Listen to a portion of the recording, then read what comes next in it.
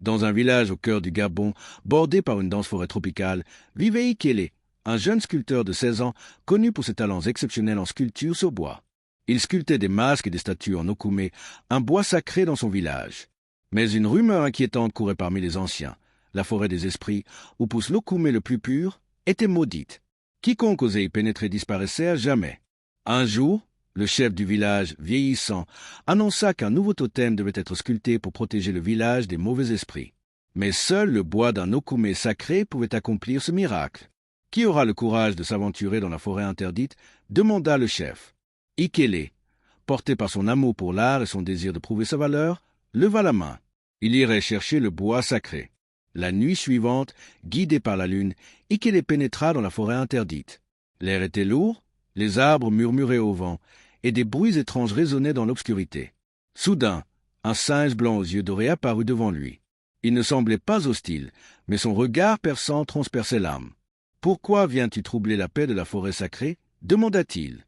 Ikele, surpris mais respectueux, répondit « Je suis venu chercher l'okoumé sacré pour protéger mon village. » Le singe hocha la tête et déclara « Alors, tu devras réussir 3 épreuves pour prouver que ton cœur est pur. » Première épreuve, le courage.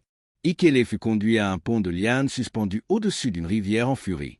Pour atteindre l'autre rive, il devait traverser sans tomber. Il respira profondément, avança prudemment. Un vent fort secoua les lianes, mais avec calme et détermination, il arriva sain et sauf. Deuxième épreuve, l'intelligence. Le singe lui posa une énigme. « Plus tu en retires, plus je grandis. Que suis-je » Ikele réfléchit et déclara. « Un trou. » Le singe sourit, impressionné. Étincelle troisième épreuve, la sagesse. Le singe mena Ikele devant 2 arbres okoumé. Arbre l'un était grand, majestueux, imposant. L'autre était jeune, frêle, mais plein de vie. « Lequel choisiras-tu pour ton totem » demanda le singe. Ikele observa attentivement et répondit. « Le jeune arbre, car il représente l'avenir et la continuité. » Le singe hocha la tête et disparut dans une brume dorée. L'arbre choisi, Ikele le sculpta avec soin. Il y grava des symboles des ancêtres, des animaux protecteurs et les visages du village.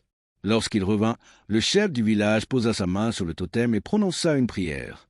Un vent chaud parcourut le village, et cette nuit-là, les mauvais esprits disparurent. Ikele devint une légende vivante, et son totem trône encore au centre du village, protecteur de son peuple pour les générations futures. Ainsi naquit la légende de l'okoumé sacré.